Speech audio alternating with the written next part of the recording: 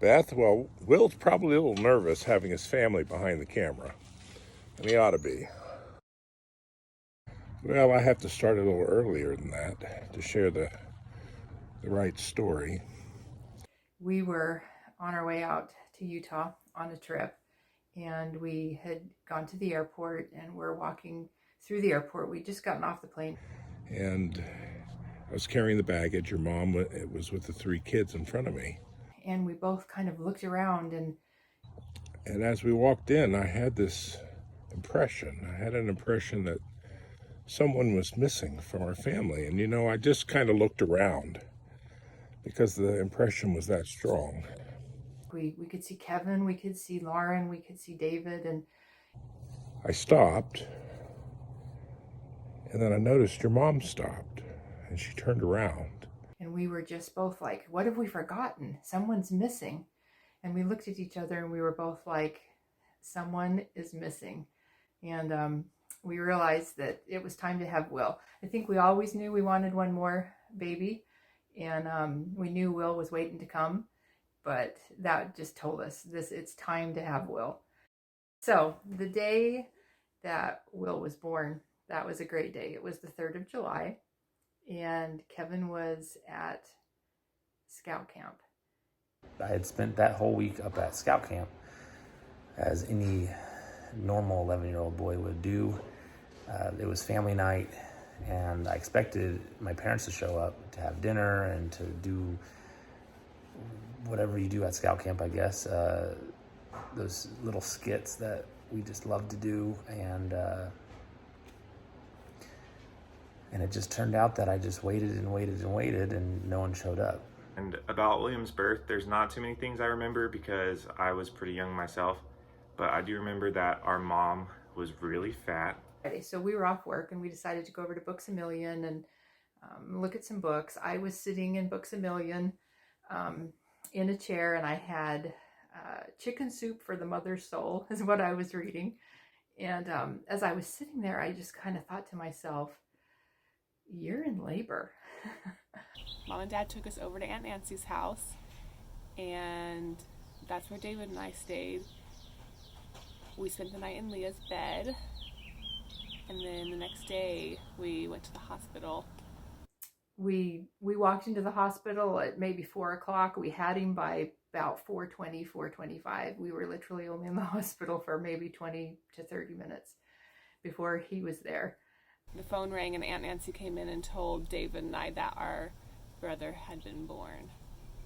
Poor Kevin was up at scout camp wondering where in the world his family was, because we were supposed to show up for dinner that night, and it was his first year at scout camp, so he was really looking forward to us coming. The sun had pretty much set. I was waiting at the little trading post thing until finally we went back to the campsite. But we were able to call someone and tell them to let him know that we were in the hospital and had just had a baby.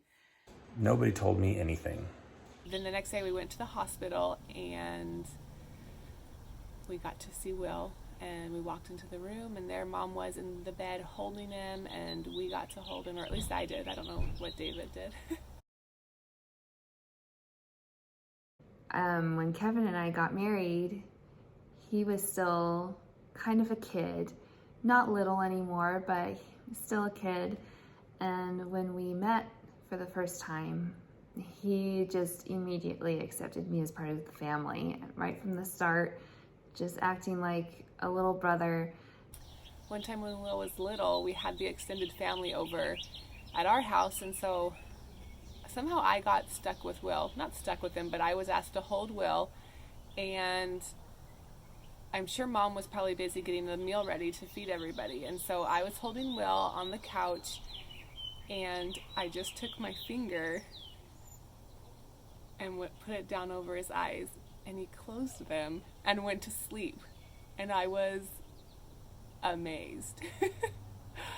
And I tried to replicate that for months. It never happened again. He never just fell asleep like that again for me. But I've tried it on my own children. Will could definitely fall asleep anywhere and in pretty much any position. And over the years, I've taken a few pictures to prove it. He learned how to sleep anywhere, and he was good at it. He still can sleep almost anywhere. He visited us a few months ago, and I could not believe some of the positions he fell asleep in.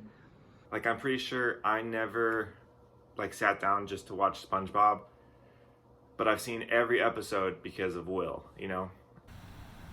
I think that for 7 solid years, Will was the ball boy at every single home soccer game at Jameswood High School, boys and girls.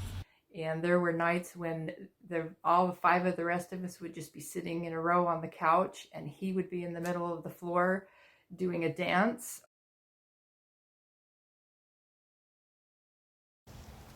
So some of the things I think that Beth should know is that he's not ashamed of saying things like they are.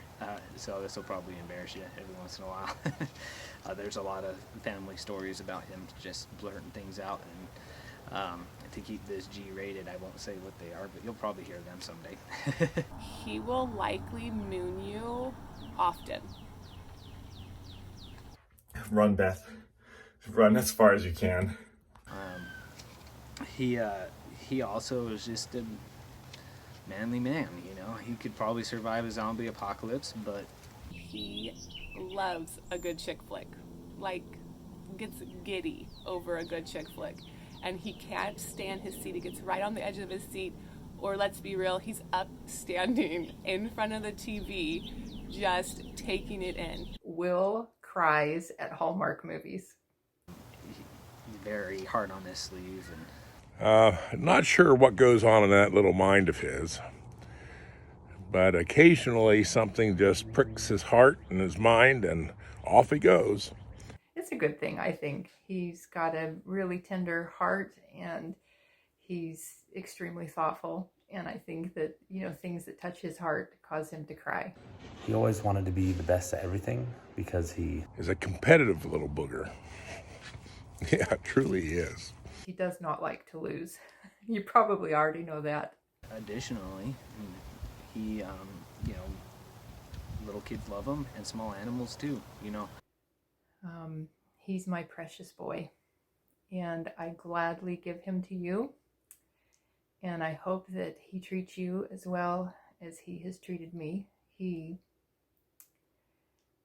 I'll bet Scott cried when he did this part too.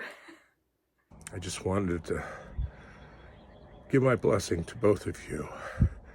And I've been so excited about this day, this marriage, this sealing.